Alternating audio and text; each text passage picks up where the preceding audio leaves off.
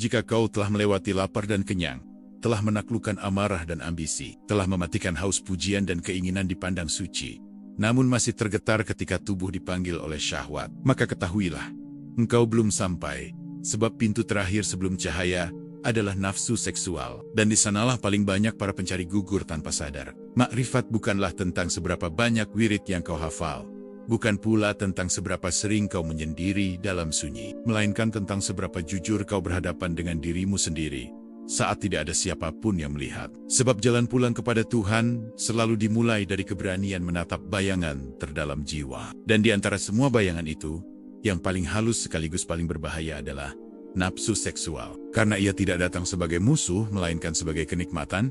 Ia tidak mengetuk pintu dengan keras, tetapi menyelinap lewat rasa. Ia tidak menjerit, tetapi membisikkan janji kebahagiaan semu, dan banyak orang mengira ia hanyalah kebutuhan biologis. Padahal di tingkat makrifat, ia adalah medan ujian kesadaran yang paling sutal. Dalam perjalanan ruhani, seseorang bisa dengan mudah melepaskan harta, bisa melatih sabar terhadap hinaan, bisa menahan lapar dan begadang demi ibadah, bahkan bisa mematikan ego intelektual. Tetapi ketika syahwat bangkit, semua disiplin itu sering runtuh dalam satu tarikan napas. Karena nafsu seksual bukan sekadar dorongan tubuh, ia adalah gelombang energi purba yang mengikat ruh ke bumi. Ia adalah tali halus yang menjaga manusia tetap merasa sebagai tubuh, bukan sebagai cahaya. Dan selama tali itu belum dipahami, bukan ditekan tetapi disadari, maka perjalanan makrifat akan selalu berputar di lingkar luar. Banyak salik mengira bahwa ujian terberat adalah kemiskinan atau kesepian. Padahal yang paling berat adalah saat kenikmatan datang dengan wajah cinta, dengan aroma keintiman, dengan sentuhan yang membuat lupa tujuan. Sebab disitulah kesadaran diuji.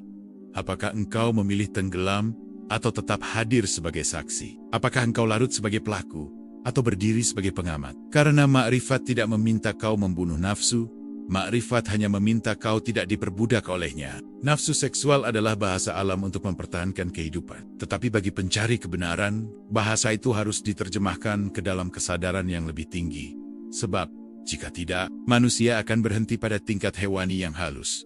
Terjebak dalam siklus mencari pelepasan, mencari kepuasan, mencari pengulangan rasa, tanpa pernah menyadari bahwa di balik dorongan itu, tersimpan energi besar yang bisa mengangkat ruh bila diarahkan, atau menenggelamkannya bila dituruti tanpa sadar. Pada tahap awal, orang berjuang melawan nafsu, menahannya, menekannya, memusuhinya, tetapi semakin ditekan, semakin ia mencari celah. Semakin diperangi, semakin ia menyamar.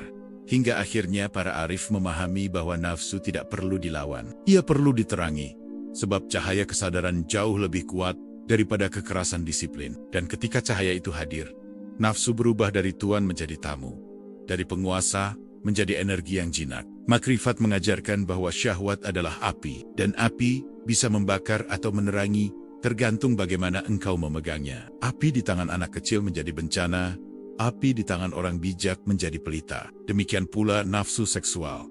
Di tangan ego, ia menjadi kecanduan. Di tangan kesadaran, ia menjadi kekuatan hidup yang suci. Tidak sedikit orang yang tampak alim di luar, namun rapuh di dalam. Karena mereka membangun citra spiritual, tetapi tidak menyentuh akar hasrat. Mereka rajin ibadah, namun tidak jujur pada getaran tubuh. Mereka berbicara tentang Tuhan, namun diam-diam diperbudak fantasi. Dan disitulah kemunafikan batin tumbuh tanpa disadari. Sebab makrifat bukan soal tampilan. Makrifat adalah tentang transparansi diri di hadapan yang maha melihat. Ketika engkau mulai menyadari bahwa setiap dorongan seksual adalah panggilan energi kehidupan yang ingin bergerak, maka engkau tidak lagi buru-buru menyalurkannya secara buta. Engkau berhenti sejenak, merasakan getarannya, menyaksikan panasnya, membiarkan ia naik ke dada, ke tenggorokan, ke kepala, hingga perlahan berubah menjadi kejernihan. Dan pada saat itu, engkau memahami bahwa orgasme sejati bukan terjadi di tubuh, tetapi di kesadaran. Ujian terakhir selalu datang dalam bentuk yang paling kita cintai. Dan bagi manusia, salah satu cinta paling purba adalah sentuhan. Maka tidak mengherankan jika banyak pencari tersandung di sini. Karena mereka sudah mampu meninggalkan dunia, tetapi belum mampu meninggalkan sensasi. Sudah bisa hidup sederhana, tetapi masih mengejar ekstasi. Sudah bisa menahan lapar, tetapi belum bisa menahan imajinasi. Di titik ini, engkau akan dihadapkan pada pilihan sunyi. Apakah engkau ingin nyaman atau ingin sadar? Apakah engkau ingin pelepasan cepat atau kebebasan sejati? Sebab nafsu seksual menawarkan kelegaan instan, sementara makrifat menawarkan keutuhan yang hening. Dan hanya sedikit yang mau menukar kenikmatan sesaat dengan kedalaman abadi. Ketahuilah selama engkau masih mencari pemenuhan melalui tubuh orang lain, selama itu pula engkau belum berdiri utuh di dalam dirimu sendiri. Sebab makrifat adalah pulang, bukan mencari, adalah menyatu, bukan menempel, adalah hadir, bukan mengejar. Dan ketika engkau telah benar-benar hadir, nafsu tidak lagi menjadi badai, ia menjadi angin lembut yang lewat, tanpa menggoyahkan pusatmu. Maka bagian pertama ini bukan untuk menghakimi, bukan untuk menakut-nakuti, melainkan untuk membangunkan bahwa perjalanan ruhani tidak selesai di sajadah, tidak selesai di kitab, tidak selesai di zikir. Ia berlanjut ke ruang paling privat dalam dirimu, ke tempat di mana pikiran berhenti dan tubuh berbicara. Dan di sanalah engkau diuji apakah engkau masih seorang pencari, atau telah menjadi seorang yang sadar. Pada titik ini, engkau mulai menyadari bahwa nafsu seksual bukan sekadar keinginan jasmani, melainkan arus energi kosmik yang mengalir melalui tubuh manusia. Ia adalah denyut kehidupan itu sendiri. Sama seperti napas yang keluar masuk, sama seperti darah yang bergerak di pembuluh, dan ketika arus ini tidak dipahami, ia berubah menjadi kecanduan. Tetapi ketika disadari, ia berubah menjadi kebijaksanaan yang hidup. Sebagian besar manusia hidup dalam mode reaktif. Setiap kali dorongan muncul, mereka segera mencari pelampiasan. Entah melalui sentuhan, imajinasi, layar, atau hubungan, tanpa pernah duduk diam bersama getaran itu, tanpa pernah bertanya dari mana ia datang dan kemana ia ingin bergerak. Padahal disitulah pintu makrifat tersembunyi, tepat di dalam sensasi yang paling ingin kau hindari untuk disaksikan. Energi seksual selalu naik dari dasar tubuh, dari pusat paling rendah, membawa panas, tekanan, dan dorongan untuk keluar. Dan bila engkau tidak sadar, ia akan mencari jalan tercepat melalui pikiran, lalu fantasi, lalu tindakan. Tetapi bila engkau hadir sebagai saksi, ia akan naik perlahan ke jantung, membersihkan luka-luka lama, membuka ruang empati, lalu naik ke kepala, dan menjadi kejernihan yang tenang. Dan inilah rahasia yang jarang diajarkan, bahwa energi yang sama yang menciptakan syahwat juga bisa melahirkan pencerahan. Banyak orang mengira spiritualitas berarti mematikan tubuh, padahal makrifat sejati adalah menyatukan tubuh dan ruh dalam satu kesadaran utuh. Sebab tubuh bukan penghalang, tubuh adalah kendaraan, dan nafsu bukan kutukan. Nafsu adalah bahan bakar. Yang menjadi masalah bukan energinya, tetapi ketidakhadiranmu saat energi itu bergerak. Ketika engkau mulai berdiam bersama dorongan itu tanpa menghakimi, tanpa mengiyakan, tanpa menolak, engkau akan melihat bahwa ia seperti ombak, datang, memuncak, lalu surut, dan jika engkau cukup sabar, engkau akan menyaksikan bagaimana pikiran berhenti mengklaimnya, bagaimana tubuh menjadi hangat, lalu tenang, dan bagaimana ruang hening terbuka di dalam dada. Dan di sanalah engkau pertama kali merasakan kebebasan dari perbudakan hasrat. Pada tahap ini, engkau belajar membedakan antara cinta dan syahwat, antara keintiman dan kebutuhan, antara kehadiran dan pelarian. Sebab syahwat selalu ingin mengambil, sementara cinta sejati selalu ingin hadir. Syahwat mengejar sensasi, cinta berdiam dalam kesadaran. Syahwat membuatmu lupa diri, cinta mengembalikanmu kepada diri. Energi seksual yang tidak disadari akan mencari objek, tetapi energi yang disadari akan kembali ke sumber. Dan sumber itu bukan tubuh pasanganmu, melainkan pusat keheningan di dalam dirimu sendiri. Dan ketika engkau mulai menyentuh pusat itu, engkau tidak lagi lapar akan validasi eksternal, tidak lagi tergesa mencari pelepasan, karena engkau telah menemukan mata air di dalam. Disinilah banyak pencari goyah, karena mereka terbiasa mendapatkan kebahagiaan dari luar, dari pelukan, dari pujian, dari kepuasan biologis. Sementara makrifat meminta mereka untuk tinggal dalam ruang tanpa rangsangan, tanpa hiburan, tanpa objek, hanya bersama napas dan kesadaran. Dan bagi ego, ruang kosong ini terasa seperti kematian. Namun justru di ruang itulah kelahiran baru terjadi. Sebab ketika engkau berhenti menghamburkan energi keluar, ia mulai menata ulang sistem sarafmu, membersihkan trauma yang tersimpan di jaringan tubuh, melembutkan hati yang keras, dan perlahan membuka mata batin. Dan engkau akan terkejut melihat betapa banyak luka lama yang selama ini kau tutupi dengan kenikmatan sesaat. Makrifat tidak pernah memerintahkanmu untuk membenci seks, tetapi ia mengajakmu untuk menguduskannya melalui kesadaran, menjadikannya ritual kehadiran, bukan pelarian dari kehampaan. Sebab seks tanpa kesadaran melahirkan keterikatan, sementara seks dengan kesadaran melahirkan kebebasan. Dan bagi yang memilih jalan sunyi, energi yang sama dapat ditransformasikan menjadi kejernihan batin yang stabil. Ketika engkau mulai mengalirkan energi itu ke atas melalui perhatian, napas, dan keheningan, engkau akan merasakan tubuh menjadi lebih ringan, pikiran lebih jernih, dan hati lebih terbuka. Dan di saat itulah engkau memahami bahwa kenikmatan tertinggi bukan berada di puncak syahwat, melainkan di dasar kesadaran yang sunyi. Banyak orang takut kehilangan nafsu karena mereka mengira hidup akan menjadi hambar. Padahal yang hilang bukanlah kehidupan. Yang hilang hanyalah kecanduan. Dan yang muncul sebagai gantinya adalah kepekaan yang dalam, kehadiran yang lembut, dan cinta yang tidak lagi bergantung pada bentuk. Ujian pada bagian ini adalah kesabaran. Karena transformasi energi tidak terjadi dalam semalam. Ia membutuhkan keberanian untuk tinggal bersama ketidaknyamanan, untuk tidak lari saat panas muncul, untuk tidak mencari pelampiasan saat gelombang datang. Dan sedikit demi sedikit engkau akan melihat bahwa dirimu bukanlah dorongan itu, engkau adalah ruang yang menyaksikannya. Dan ketika kesadaran itu matang, engkau tidak lagi merasa sebagai tubuh yang mencari kesenangan, tetapi sebagai kesadaran yang sedang mengalami tubuh. Dan pergeseran kecil ini mengubah segalanya. Karena dari sinilah perjalanan makrifat mulai benar-benar bergerak ke dalam. Pada tahap ini, ujian tidak lagi datang dalam bentuk dorongan kasar, tetapi sebagai bisikan lembut yang terasa suci. Karena setelah seseorang mulai mampu menahan syahwat lahiriah, nafsu berpindah ke wilayah yang lebih halus. Ia menyusup ke pikiran, ke rasa, ke spiritualitas itu sendiri. Dan banyak pencari yang tidak menyadari bahwa mereka telah berpindah dari kecanduan tubuh ke kecanduan makna. Di sini nafsu tidak lagi berkata ingin memiliki tubuh seseorang, tetapi ingin memiliki jiwa. Tidak lagi mengejar orgasme, tetapi mengejar kedekatan emosional.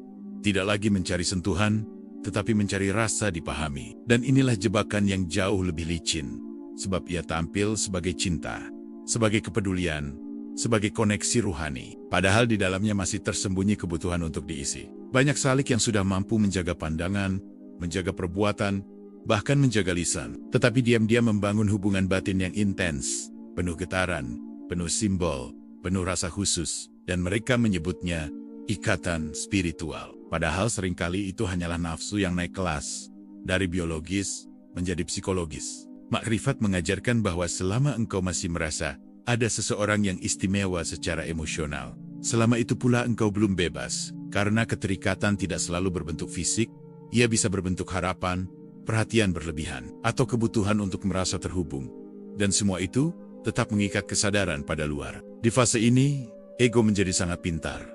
Ia mulai berbicara dengan bahasa langit, ia mengutip ayat, ia memakai istilah energi, ia menyebut takdir dan resonansi jiwa, ia membungkus hasrat dengan spiritualitas. Sehingga pencari merasa bahwa apa yang ia rasakan adalah sesuatu yang luhur. Padahal yang bekerja masih mekanisme lama, ingin memiliki, ingin dipilih, ingin dianggap khusus. Fantasi spiritual adalah salah satu bentuk nafsu paling berbahaya, karena ia membuatmu merasa maju, padahal sebenarnya berputar. Ia memberi rasa tinggi padahal akarnya masih sama, hanya lebih wangi. Dan disinilah banyak orang berhenti, merasa sudah sampai, padahal baru memasuki ruang tunggu. Ketika engkau mulai melihat semua ini dengan jujur, engkau akan memahami bahwa cinta sejati tidak membutuhkan objek.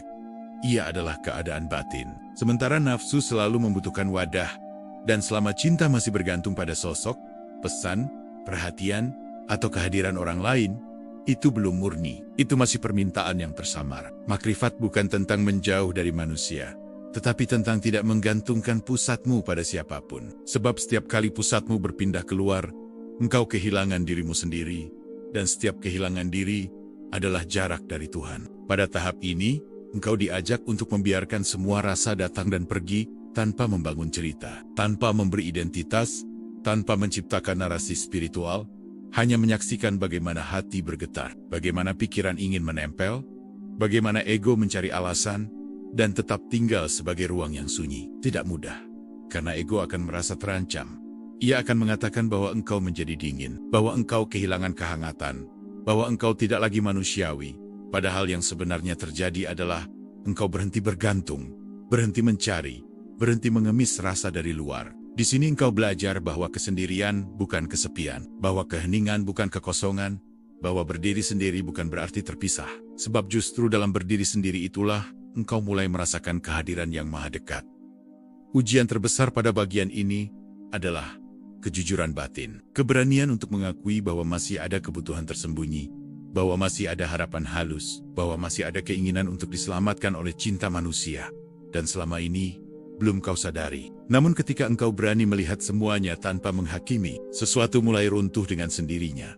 Keterikatan melemah, drama batin mereda, dan perlahan muncul ruang luas di dalam dada, ruang tanpa nama, tanpa tuntutan, tanpa cerita. Dan di ruang itulah engkau mulai memahami bahwa tujuan perjalanan ini bukan menjadi suci, bukan menjadi istimewa, bukan menjadi spiritual, tetapi menjadi kosong dari klaim, transparan dari kebutuhan, dan hadir sepenuhnya sebagai kesadaran. Pada titik ini, nafsu kehilangan tempat bersembunyi. Karena ia hanya hidup dalam identitas dan cerita. Dan ketika semua itu dilepaskan, yang tersisa hanyalah keheningan yang hidup. Pada tahap ini, engkau tidak lagi sibuk melawan nafsu, tidak lagi repot menafsirkan rasa, tidak lagi mencari penjelasan spiritual atas setiap getaran batin. Karena sesuatu yang lebih mendasar telah mulai terjadi. Ego perlahan kehilangan cengkeramannya. Dan bersama itu, seluruh pola lama tentang siapa dirimu mulai runtuh satu persatu. Ini bukan kematian tubuh, tetapi kematian identitas. Kematian kebutuhan untuk diakui.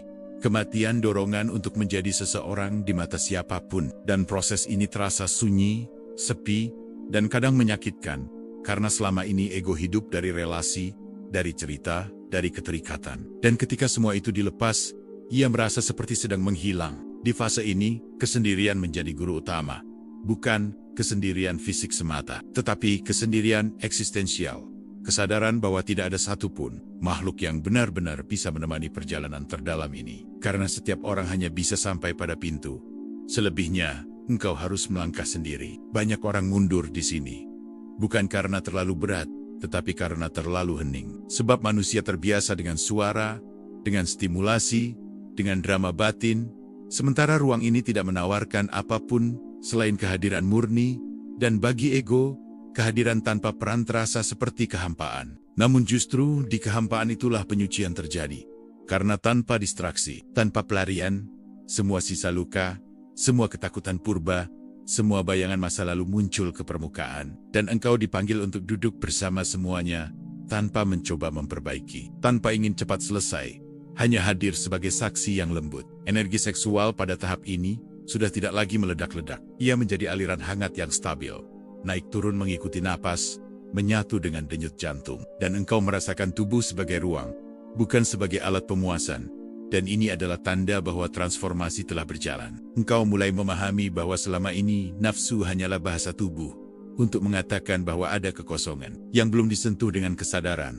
Dan sekarang, ketika kekosongan itu dipeluk, nafsu tidak lagi berteriak. Makrifat di titik ini terasa sangat sederhana, tidak spektakuler, tidak penuh pengalaman mistik. Hanya kesadaran yang jernih dari saat ke saat.